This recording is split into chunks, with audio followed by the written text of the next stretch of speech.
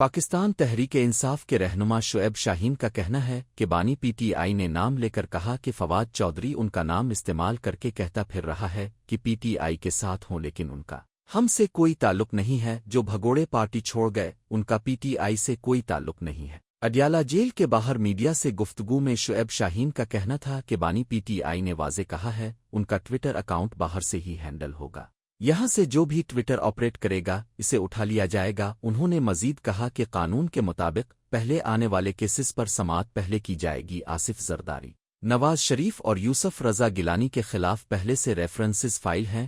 قانون کی تبدیلی کے باعث اب یہ ریفرنسز یہاں ایف آئی اے کورٹ میں چلنے چاہئیں۔ انہوں نے بتایا کہ بانی پی ٹی آئی نے بھی عدالت سے کہا ہے کہ اپنے میرے خلاف کیسز فاسٹ ٹریک پر چڑھا دیے ہیں۔ نواز شریف نے bullet proof B M W 6 lakh روپے میں لی، یہ جرم ساری دنیا کے سامنے ہوا۔ اس کے خلاف ریاست پراسیکیوشن ایف آئی اے اور نیب خاموش ہیں، جس کیس میں کوئی نقصان نہیں ہے۔